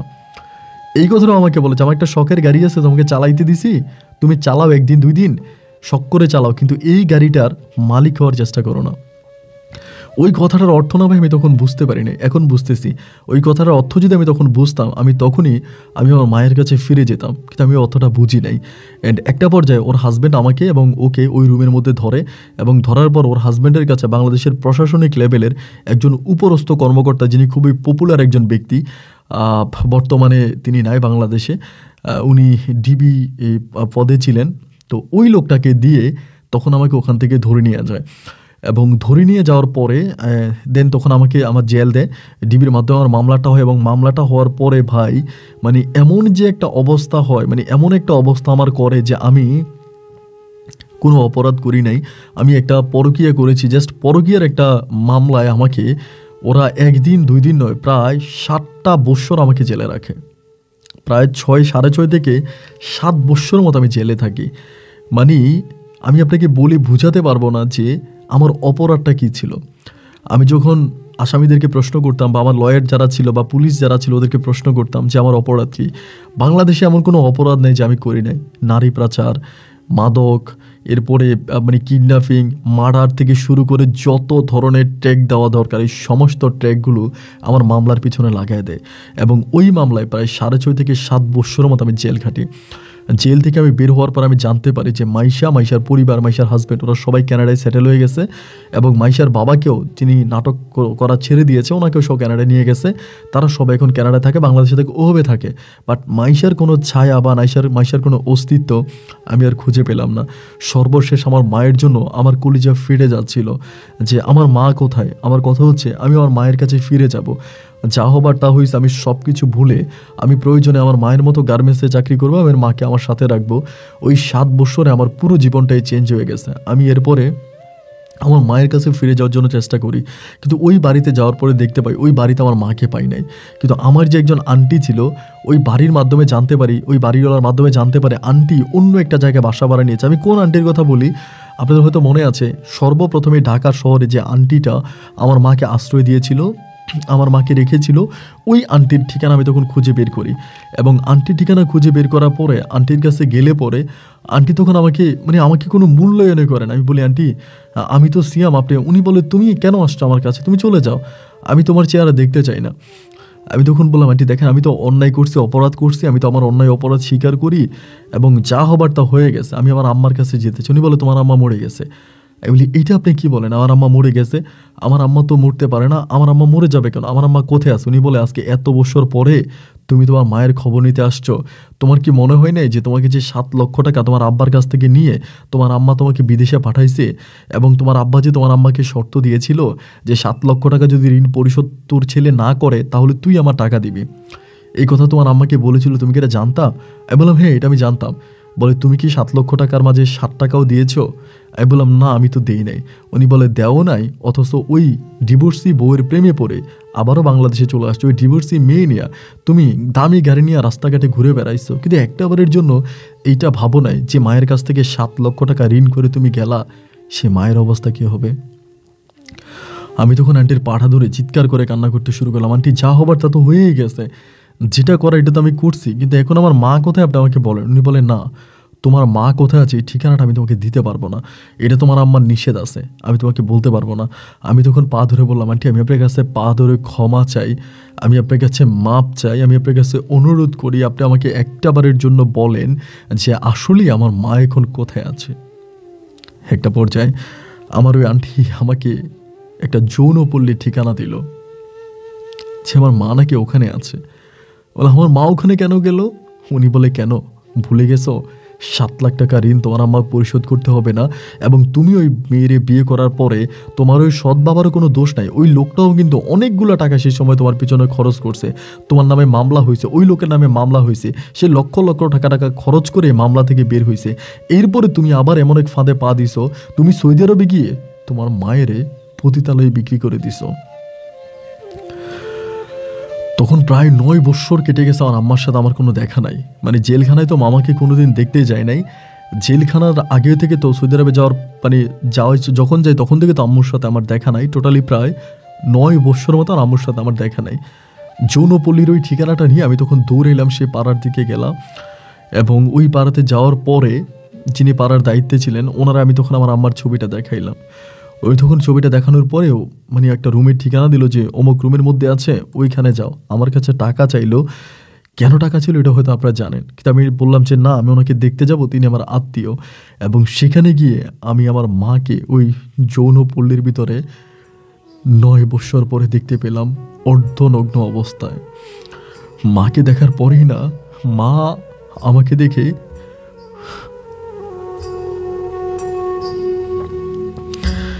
চাদর দিয়ে নিজের শরীরটারে ঢাকলো, আমার দিকে তাকায় আছে। আমি তখন চোখের পানিগুলো ফেল করে ফেলতেছে, মাকে জড়িয়ে ধরলাম। মা আমাকে জড়িয়ে ধরে হাউ মাউ করে কাঁদতেছে। মা আমাকে বলে জেল থেকে কবে বের হইছিস? আমি বললাম মা অনেক দিন হলো। মা বলে আমি এখানে আছি এটা জানলি কেমন করে? আমি বললাম আমি আন্টির কাছে গেছিলাম, আন্টি বললো তুমি নাকি এখানে আসো। মা আমারে বলে হ্যাঁ। আমি বললাম মা আমি 7 বছরে জেলে ছিলাম, তুমি একটাবারের জন্য আমাকে দেখতে গেলা না কেন?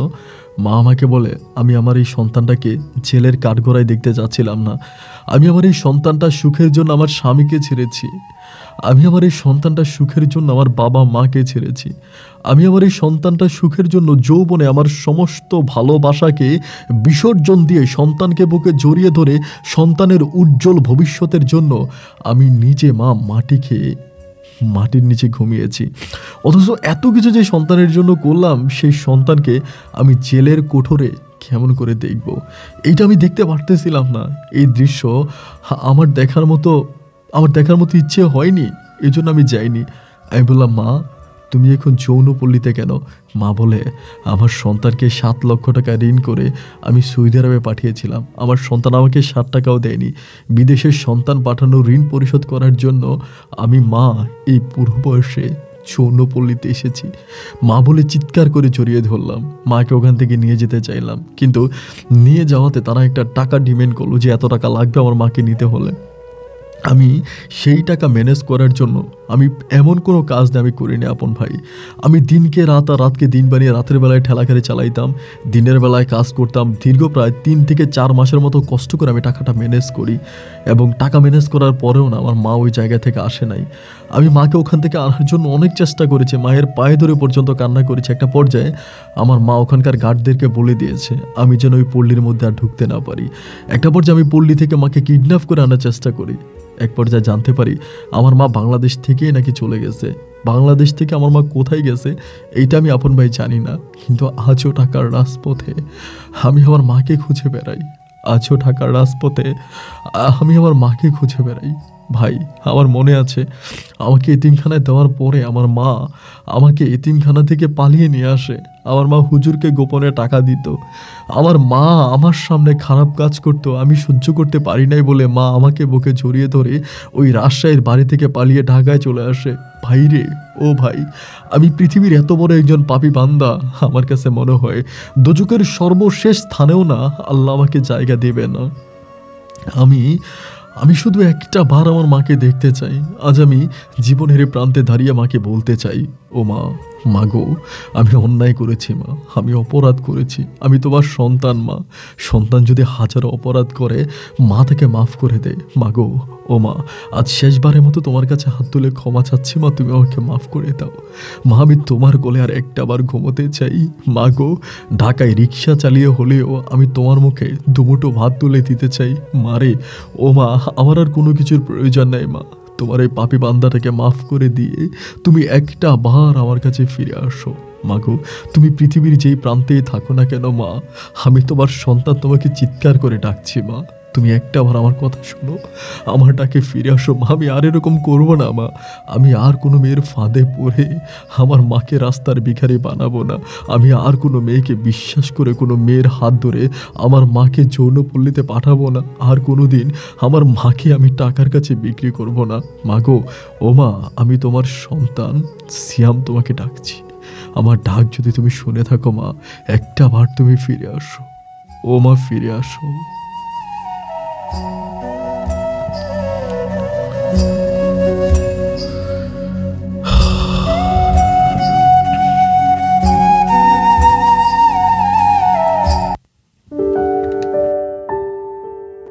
সবাইকে অনেক বেশি ধন্যবাদ এতক্ষণ পর্যন্ত রাজশাহীর ভাই সিয়ামের জীবনের বাস্তব গল্পটা আমার মুখে শোনার জন্য। বন্ধুগণ, আমরা অপরাধ সবাই বুঝতে পারি, পাপ করেছি আমরা, এটা সবাই বুঝতে পারি, কিন্তু পাপ করা অবস্থায় আমরা জানি না যে আমরা কতটা পাপ করেছি। সিয়ামের সাথে যখন আমার ফোনে কথা হয়, এই মানুষটা তার মায়ের জন্য ঠিক এমন করেই কান্না করে কথাগুলো বলেছিল, যে কথাগুলো আমি আপনাকে লাস্ট বার আপনাদেরকে শুনিয়েছি। আমি জানি না যে সিয়ামের মা বেঁচে আছে কিনা। যদি বেঁচে থাকে তবে আমি বলবো যে আপনার সন্তান ভালো হয়ে গেছে। আমি দায়িত্ব নিয়ে বলতে পারি সিয়াম ভালো হয়ে গেছে। আপনি অন্তত শেষবারের মতো, যদি আপনি আমাকে শুনে থাকেন, আপনি আপনার সন্তানের কাছে ফিরে আসেন। আই হোপ যে আপনার বাকি জীবনটা অনেক সুখের কাটবে। আমার বুকটা অনেক ভার হয়ে গেছে, আমি নিঃশ্বাস নিতে পারি না, কথা বলার মতো কথা বলতে পারতেছি না, খুব কষ্ট হচ্ছে। যাই হোক, গল্পটা কেমন লেগেছে অবশ্যই কমেন্টে লিখবেন, এবং আমাদের আজকের গল্পে সিয়ামের জন্য ভালো লিখবেন কি খারাপ লিখবেন আপনি জানেন, তবে কিছু একটা লিখে যাবেন। আজ এখানে বিদায়, দেখা হবে অন্যদিন অন্য কারো বাস্তব জীবনের গল্প নিয়ে। আল্লাহ হাফিজ, আসসালামু আলাইকুম।